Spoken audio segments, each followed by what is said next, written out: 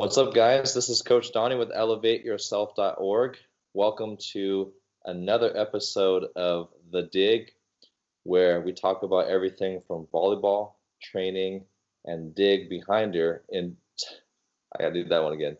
And deeper into the life behind the person. And today, I'm very honored to have a special guest. As many of you guys know, Matt Anderson, who is the mostly opposite hitter right now, but also outside hitter for the USA national team. And for those of you guys who follow international volleyball, you guys will also recognize him from Zenit Kazan, which is one of the top club teams in the world.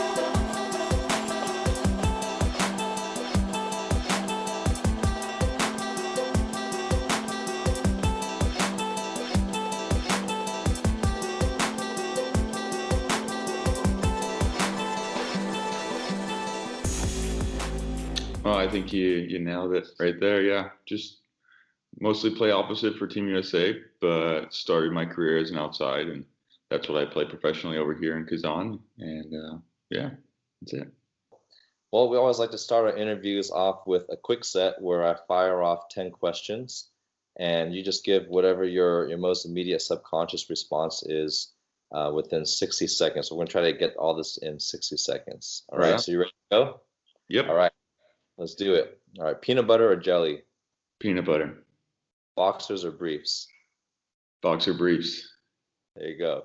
Hot dog or hamburger? Hot dog. Wake up early or sleep in? Early. Coffee or tea? Coffee. Tupac or Biggie? Biggie. East Coast, right? For sure. It was all a dream. I used to read Word Up magazine. Salt and pepper and Heavy D up in the limousine. Morning or evening shower? Both.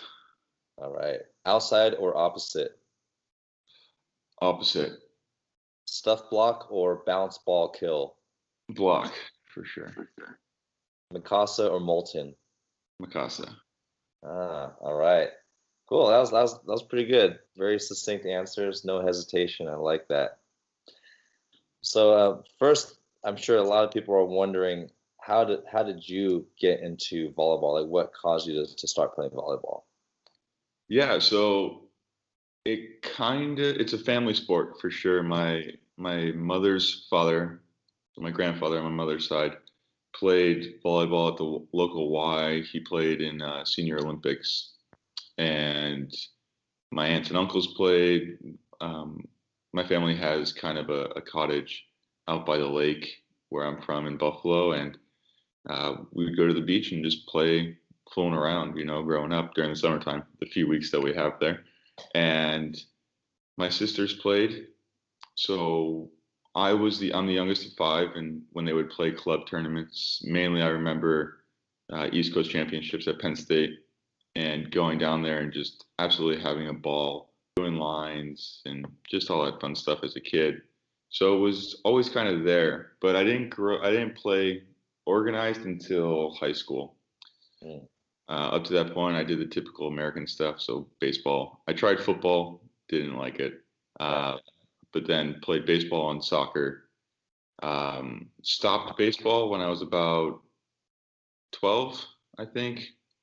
And it still kind of haunts me. One day I got hit twice when I was batting, so I was never able to get back up there. And then just stuck with soccer. I thought I was going to be a good soccer player, but then I grew and they put me in goalie, and I just kind of stood there, and it was really boring. A good family friend who later became my best friend growing up and through high school and through the last part of my life here is the Page family. Keith asked me to play, and It was like, I don't really know how to describe it, but it just fit. It was a challenge. It was fun. It was a sport that was growing in Buffalo, but wasn't at the forefront. So we carried ourselves with a chip on our shoulder because we were good and we loved it and we just loved competing and playing. And it also kind of gave us a drive to try and show that it was an explosive, entertaining sport. Yeah. Okay. And what age did you start really playing competitive volleyball? I'm assuming you played club in high school? Yeah, so I didn't think I was that good. I knew that I was having fun, and for sure when I started playing, there was no aspirations to play in college. I didn't think it was going to go there. It was something to stay active and do and have fun and have like a little sense of community outside of just school. And Keith then asked me, him and his family asked me to play club, which I was thinking there's two clubs in my area, Power Station and Eden Volleyball Club. And one of them was a little bit more expensive, but was also a little bit more exposure to the sport and better volleyball. So my parents talked to me for a while about it, and we decided that from that point on, I was going to play Eden. And it was a great decision. I met Robert Pierce, who was a big mover of volleyball in the area, and he really helped me develop as a player, but also an individual with the mindset of, hey, you could be great. You got to keep pushing. It's going to be difficult, but as long as you make the right decisions in that regard and just be invested in it, it can take you far, and it obviously has. It's interesting to hear how people fall into volleyball because majority of the people, it's usually not their first sport or the primary sport, at least in the U.S., right? Maybe in Europe or South America, they grow up bumping a ball, but people always accidentally fall into it and they get bit by the bug. Mm-hmm. I don't know if people use that term on the East Coast about getting bit by the volleyball bug. Yeah, for sure. It is interesting. It's because it's not a mainstream sport. What you see on TV, I remember after Sunday church mass going to my grandparents' house, and since my grandfather played volleyball, there'd be AVP tournaments on every now and then, and we'd sit and watch, and that was the extent of the exposure you got. I mean, you maybe were able to catch a replay of an Olympics match, but that's only during the Olympics. They weren't just playing them randomly throughout the year. Yeah. And eventually girls college, so the NCAAs were on, and now with like Big Ten Network and Pac-12, all these now that there's 1,000 TV channels you can watch, and it's gaining exposure, but it's not there. So kids are watching American football, they're watching basketball, they're watching baseball, and it's no wonder those sports have the biggest turnouts because it's in our face. Yeah. Those are the personalities we see and the people we see, the athletes that we want to become as young kids. And to me, it's no brainer why it's there. Yeah, makes sense. Now, how did you get recruited to Penn State? I'm assuming through the normal channels, through the club tournaments. I also played. I did a developmental camp, a high performance camp for USA when I was 16, I think. And then I made the youth national team and eventually junior national team through it. And that definitely, Mark Pavlik and Dennis Holenshell at the time were involved in that pipeline and definitely saw people and saw kids. And like most big time colleges for boys volleyball, men's volleyball, they have those coaches are involved and all that because that's how they recruit. Yeah. So, I wasn't heavily recruited, and we'll touch on that later. But a few schools that did come after me made me feel good and it made me feel wanted. But I think deep down, I always wanted to go to Penn State, stay on the East Coast. As a young kid, going to those tournaments with my sister, it was just it was ingrained in my head, and we were just waiting for that phone call basically, and Yeah. it was kind of a no-brainer. Yeah. I remember watching. This is when TiVo was like the main option to record. Yeah, And I was in college. yeah, and I think you're early 30s right now. Yeah, almost 32.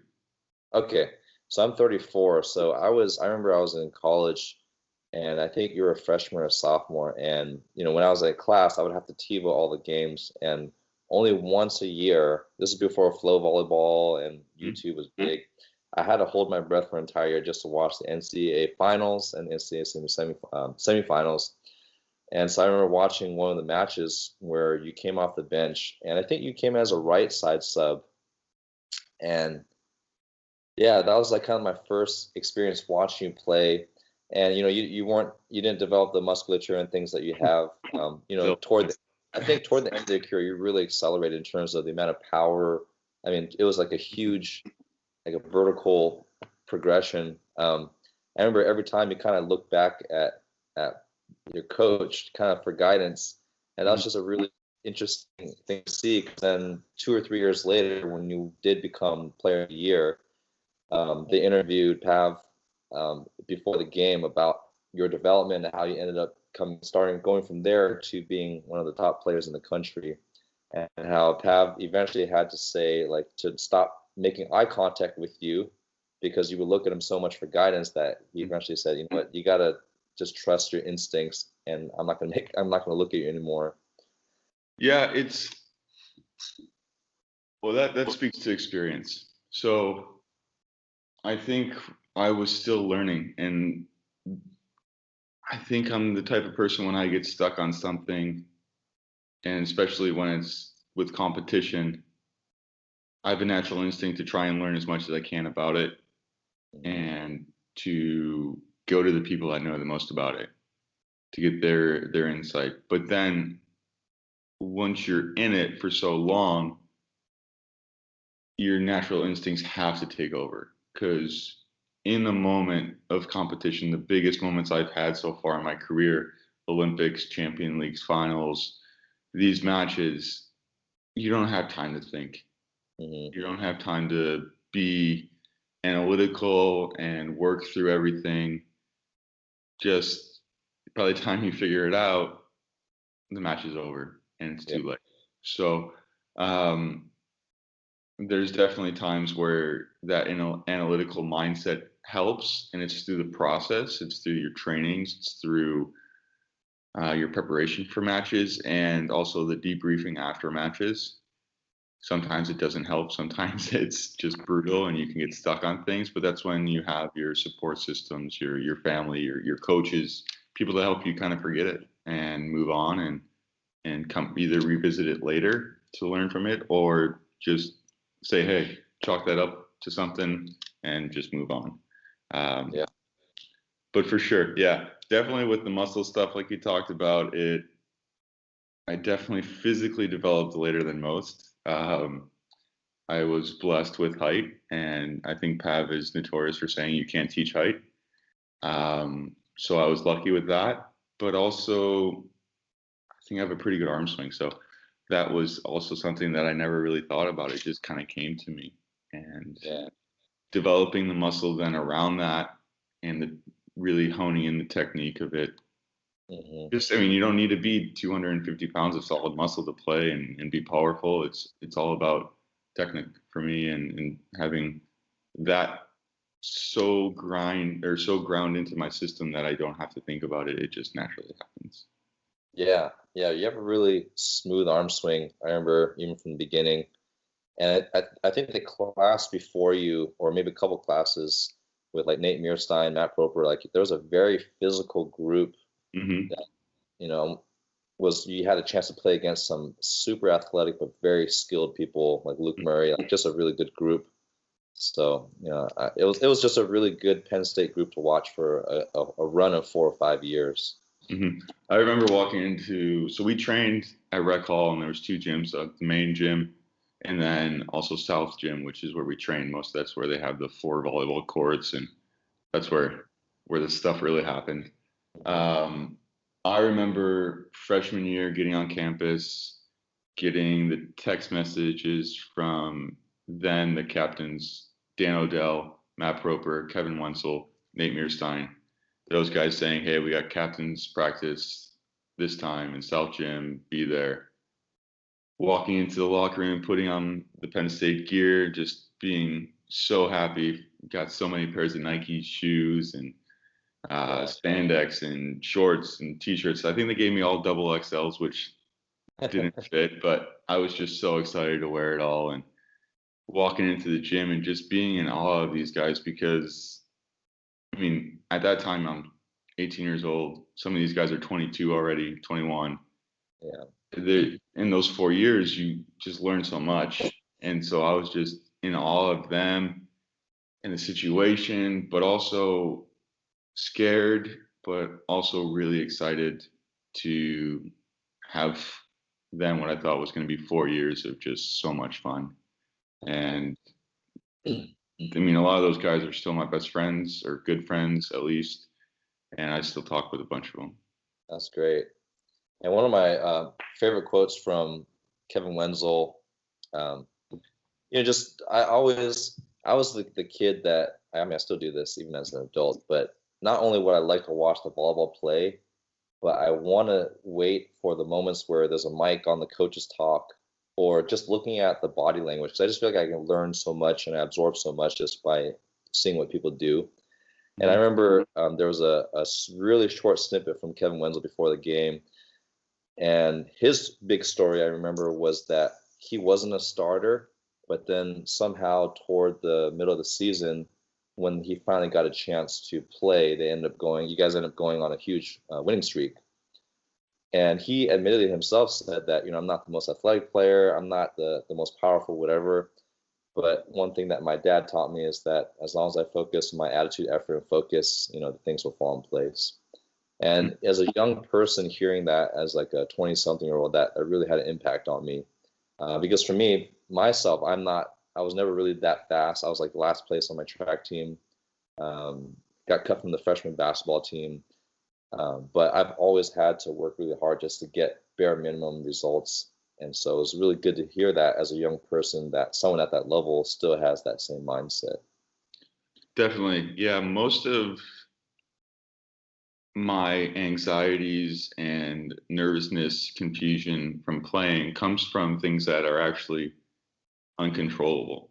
And I think that's completely natural, especially in a high competition situation. But to be able to step back and understand and let those things go and try and do your best to control what you can, which what you touched on, attitude, effort, focus, those things are what separate the good from the great to the best. And it's really small and it's really difficult. And all of us, most of us higher level players are playing professionally and with our national teams. So it's, anywhere on busy summers from 50 weeks a year, if we're lucky to even get 2 weeks off, that we're in it. And it's really hard to keep your mind focused on that grind and that progression that you're trying to work towards when sometimes you just don't want to get out of bed. You just don't want to go to the gym, you don't want to do it, but you push through it and you get back home at night and you're just like, man, that really, really sucked. But you know that it's working towards something that you really want. So you deal with that quote unquote crap and the grind of it to get to a point where you put yourself in a situation to try to win. You're not, everything we do doesn't guarantee winning, doesn't guarantee gold medals, but we understand that we hope all of this is worth it at the end, and everyone says that at the end of it, win or lose, it's the journey that you learn to love. You learn to love the grind. You learn to love the process of it. Winning still helps, it still definitely makes you feel accomplished. But I think once you're removed from it a little bit more, you understand that when you're in your worst, a lot of the times it's the people that you go through those times with that become your best friends. Yeah. And they're true. It's not people that you have to talk to every day to keep your relationship up. But when you're in a tough moment, you can reach out, and those people definitely have your back because they've been through it with you. Yeah. Adding on to that, a couple years ago, I had a friend whose mom and dad passed away within the span of like 4 or 5 years, and her dad was the second to go. And she always told me that she was blown away at how revealing that was of who she wanted to keep in her life. And as we grow older, it's our social network shrinks just because our time becomes more valuable. We get more responsibilities, and we just don't have time for fluff. Mm-hmm. And she was blown away that the people that she thought were acquaintances were right there with her in the thick of the crap. And the people that she had regular interaction with that she thought, okay, this one's going to have my back, weren't there, were flaky or whatever. And that's how she decided, like, well, for the next 20, 30 years, these are the people that I want to keep in my life.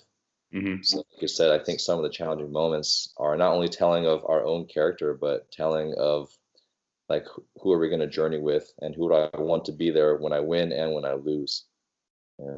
Yeah, I think a lot of loss is a huge motivator for sure. And it was for me too when I lost my dad. And of course I had my family net and my close friends at the time that were there for me. But a person that really stuck out and is arguably in my top 3, my inner circle of people who I run contracts through, daily life stuff, anything big, small, is Steve Arid. And I didn't really know Steve that much up to that point. I knew him as an alumni from Penn State. I knew that he was with the women's team there. But he was one of the first phone calls that, he hit me up and just let me know that he was there to talk and more so to listen. So, out of the woodward, but he was genuine, and he still is, and tells me like it is, not afraid to say, that's stupid, don't do that, but even if I decide to do what he said was stupid, he's still there, and it's not like it's not an ending, yes or no, and dividing moments, it's just friend. It's a good person to have in your life. Yeah. I remember around that time, was it 2000, a couple of years ago, I think the volleyball world was surprised when you stepped away from it, but also when we learned, I think we appreciate you being so candid during that time for people to understand and also respect your choice, I think, a lot more. Part of it with your dad passing away, but also dealing with, I think, a little bit of burnout and depression in that time. Could you share about kind of how you worked through that, and then also what made you return to the game? Because I think if you decide to walk away, I think people will, of course, would have been understanding. It's like, okay, he's ready to move on. He has a lot of good reasons. Yeah, if you could share more about how you worked through that. And yeah, definitely. Well, number one, it's therapy. That's the first phone calls I made was to a few psychiatrists in the local area. I went back to my hometown, Buffalo, and I needed to remove myself from all of the vices that I was using to hide feelings and to hide self-reflection. So that was to submerge myself in the people that make me who I am. And that was my family. So I went back there, and it's tough because it's personal, and it's you find out most of the things that I didn't like were driven by myself. So it was more so like trying to get the right words for it. It was like I was getting to a point where I was really happy, and then I would do something to take that joy away.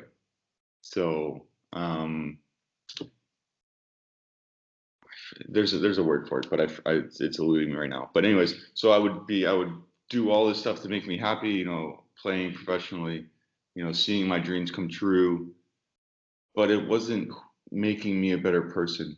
So I think that's what we all try to do, is to make ourselves better and make the people around us better, to have a more enjoyable, loving life. But I was putting too much attachment and too much worth into things that really didn't matter.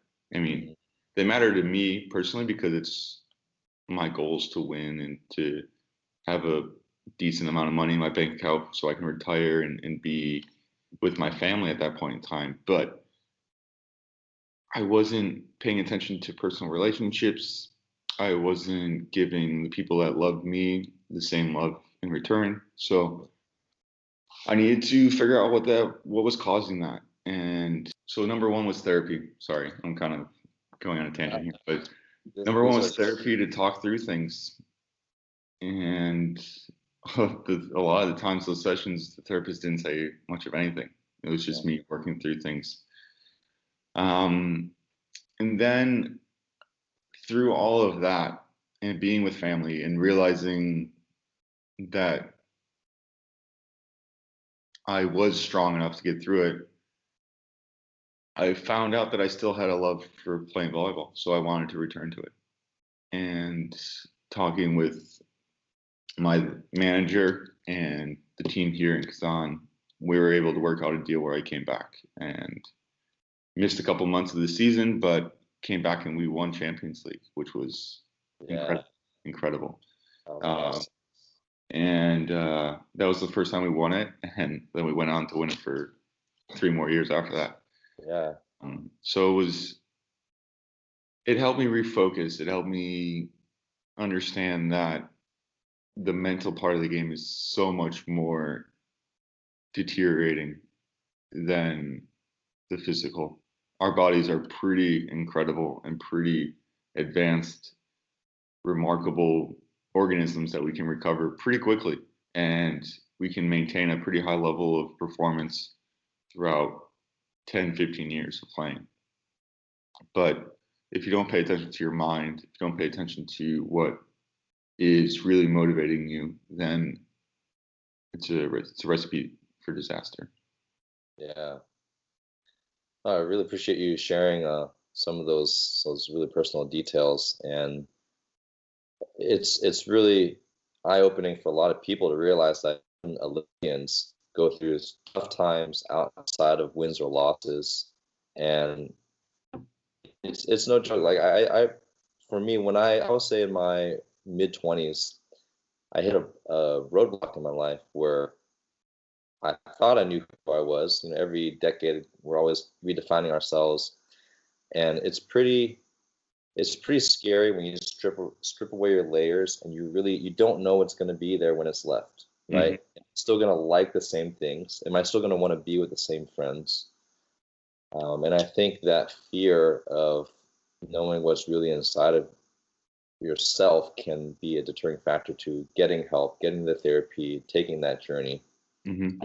So. Yeah, it's in a really dumbed down layman explanation of it. It's like you cut your finger and you put a Band-Aid on it and it hurts, but when you go to the doctor, the first thing they do is take the Band-Aid off and see what it actually is.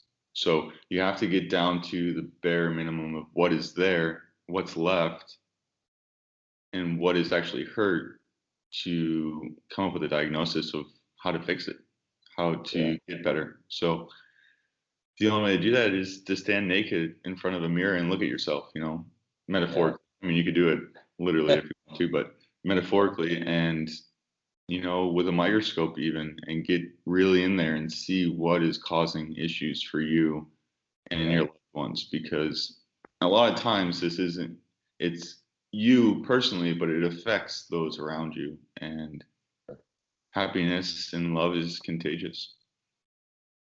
Yeah. And one phrase that my therapist said to me that always stuck out to me, she said, hurt people hurt people. So the adjective of hurt people also actively hurt people, right? And if we never deal with that, it's going to be that endless cycle. Yeah, so true. But yeah, thanks again for sharing about that. And for some of the new fans that have only been recently following Matt, he took a hiatus in 2004, and I'll link some really good articles about his journey about that, and kind of some things about that in the description box for you guys to read too. So going back to some of the nitty-gritties of your volleyball career, you played at Penn State, and then I think your junior year, you decided to forego your fourth year at Penn State, and then decided to go play pro in Korea, right? Yeah. So how did you get recruited to play in Korea, and then what led to that decision to want to go pro instead of finishing collegiate career? Yeah. Okay. So let's see. That was 2008 spring. I got a phone call from Hugh McCutcheon, who was the then head coach of the national team. Yeah. And immediately my mind went to, shoot, I'm going to the Olympics. This is crazy.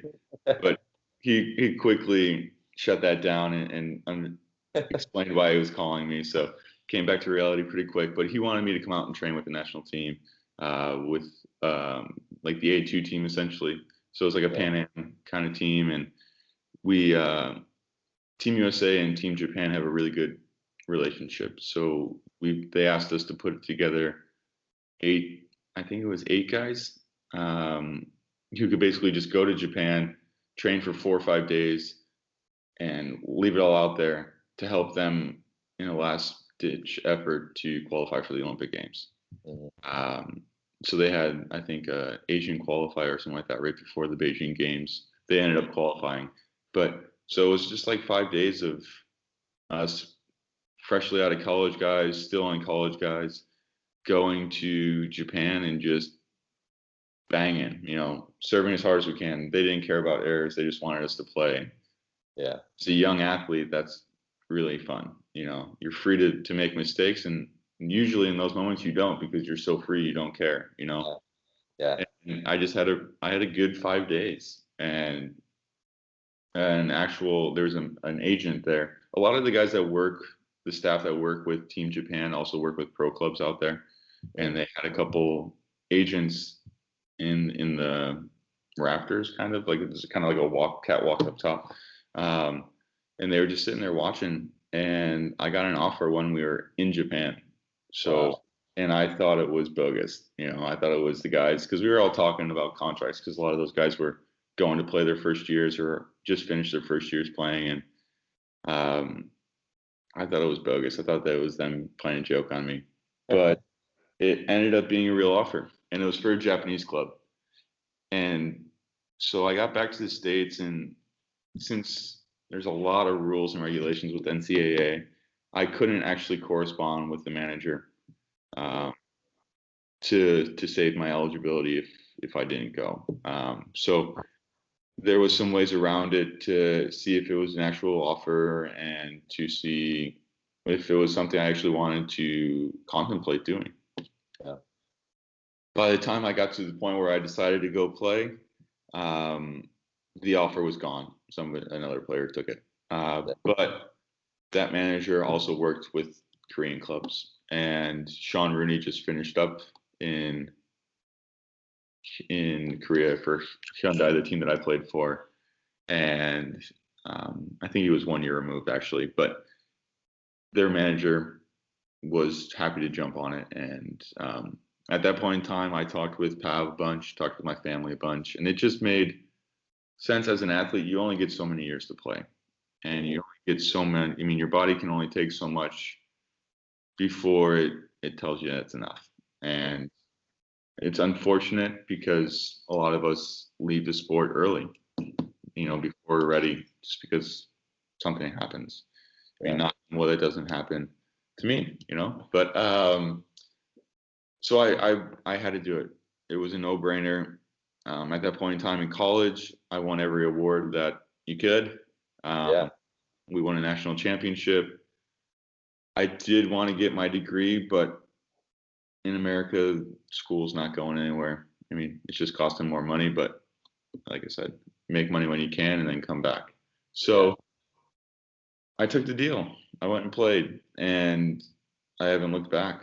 You know, I still talk to my friends and Pav and players there, but in a sense, I couldn't hold on to it and become a great volleyball player. Yeah.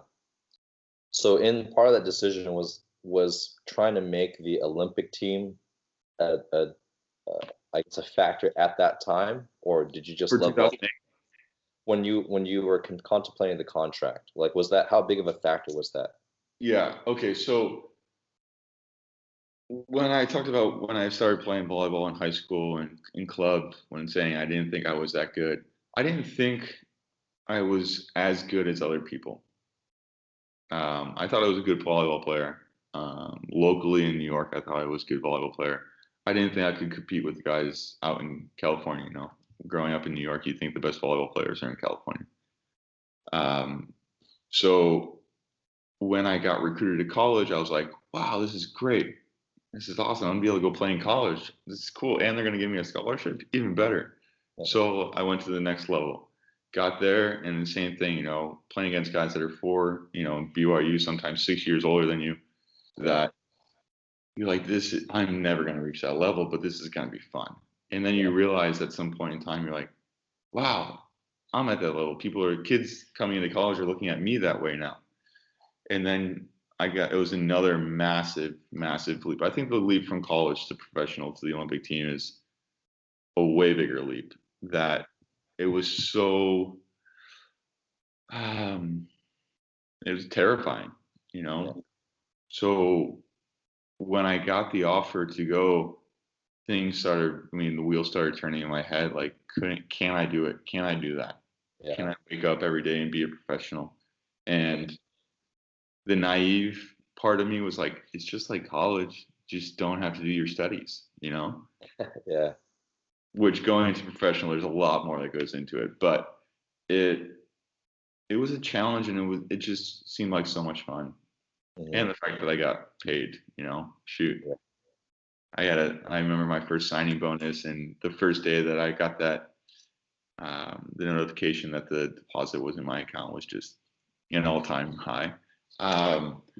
But at that point in time, as soon as I got that contract, I was like, okay, this is all working towards one goal, and that's to be an Olympian, but not only that, to be a gold medalist. So I needed to do everything I could to be focused to arrive to that point.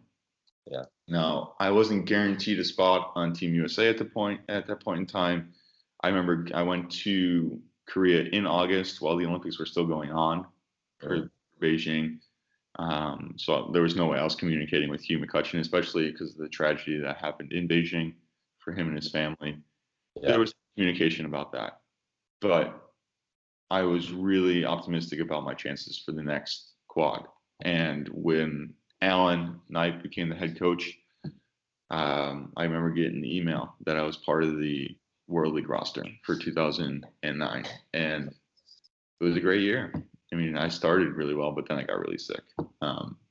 But yes, at that point in time, Olympics were definitely on the back burner, like the back part of my brain, the driving force towards doing all this. Okay. So you still had a long-term plan, but then sounds like leading up to that, you were pretty present with where you're at in terms, like from high school to college, leading up to pro. And then yeah, I think in professional sports, you get reminders every day of you're not perfect. Uh-huh. And it can either be motivating or it can shut you down. And how you react to those moments, how you move past them, I think is what can be a separating factor for your career. So I had to be realistic. I had to be young. I had to be dumb on the court to figure out these situations, you know, like you can't go back and miss 10 serves and then not be smart enough to put a ball in court. You know, you have to be able to serve it and win. And How do you figure that out? Doing it. Just 2 matches ago, I missed 10 serves. I missed 10 serves at this point in time in my career, and I couldn't figure out why I was doing it. And it just, I had to watch video afterwards, see what I was doing, why that was happening. Mm-hmm. And even at this level, after doing it for 12 years now, 11 years now, that it's still a process and it's still humbling, but it's also really motivating because I know where I can play. I know the level I can play at. And I just got to do everything I can to give myself the opportunity to do that. Yeah. Yeah, I appreciate I've known this as an outsider, but talking to you directly now, just appreciating how thoughtful you are about not just the process, but it is so I also coach high school teams. I know it's not really a fair comparison with coaching professional and coaching young kids. But one thing I always try to emphasize to my kids about, you have to, in order to get better, you have to change habits, either mental habits or physical habits, or even emotional habits, especially for the young ones, the really young and talented ones. But in the process of changing habits for the sake of getting better, most people get worse, right? Your time is going to be different. My elbow has to be an inch higher. I'm turning my thumb down a little bit more. And it's that initial barrier that a lot of people struggle to push past. And it really requires a third person perspective, but also being very present in the moment and not avoiding the emotions that come with that, because it hurts. It sucks to be in that mode. But then you have to have that third person perspective to know that, well, I'm taking a step back so I can take 2 steps forward. I know I'm going to get there. I just have to endure it, right? Yeah, so, definitely. There's been a lot of trainings with Team USA. John Sprout's a great coach and really heavy into the process of preparing us to be great. And that is at times extremely, extremely frustrating for me. I like things to be done a certain way. I like things to be done right, or what I perceive to be right. And I like things organized. I hate sloppy play. I hate sloppy trainings, but that's the uncomfortable part. And that's where you have to enter that zone to learn. If you're reading the same book over and over, you're going to know those words, but that's not the only book in the world. Mm-hmm. Different perspectives, different viewpoints on certain subjects, especially sport, is what leads to innovation, which leads to the progression of the sport, and ultimately is better for everyone. Yeah. So how many years did you play in Korea? 2, 1.5. The second season, my father passed away, and the team allowed me to go home and be with family at that point in time. Okay. And then after that, did you go to Italy before you went to Russia? Yeah, 2 seasons in Italy. Played one in the south for a club called Vivo Valencia. And then the second season, I moved up north to Modena and played there for a season. And then that was my first Olympics that next summer. And then from there, now I've been in Russia for 7 years. Yeah.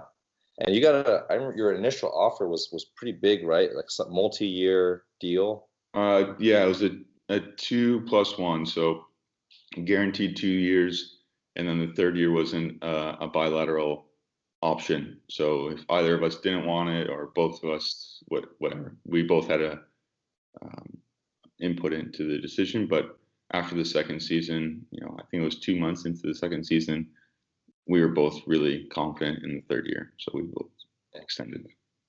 And then from there, it's just been 1 year contracts. Okay, so since then, every year both parties reevaluate. Usually, international markets are tough, and there's a lot that goes into it, and it's not necessarily the conversation we want to have right now. But it usually teams decide around January if they want to keep the team the way it is, or if they're looking to go another way. And in Russia, it's a little difficult because there's only 2 non-Russian spots. So the team was just been happy with me, and I've been really happy with the club, and just decided to keep going forward. Yeah. And that's Kazan is a pretty, for those of the people who are listening who don't know about Zenit Kazan, it's known for, I mean, they get a lot of clubs in the world that have money and can just throw money at players and just get people on. But from all the interviews that I've heard from players about people playing for Coach Lenkno and just the culture that's created, I think it was you that said in one interview about how he's a coach that you don't want to disappoint. Like, you want to play for him. Definitely motivating. Yeah. And I think certain coaches have this ability to just bring out the very primal competitor in people. And I don't think that Alekno is the most technical coach. He's not going to sit there and with you for weeks on end teaching you how to create a great arm swing or perfect your passing, but he will motivate you to want to do that for sure. He'll prepare you for matches incredibly well, which is huge here because we don't have a preseason. Our preseason is spent with the national team, so we don't have time to build, the chemistry on the court. We get here and we have to just flat out compete. Yeah, it's again another frustrating part of it because as athletes, as perfectionists, which a lot of us are, we want that time to work. We want that time to perfect our craft, but it's just not a possibility. And to be able to motivate us in the highest pressure arenas, biggest matches, to do this day in, day out, it's pretty stressful for him too. Yeah.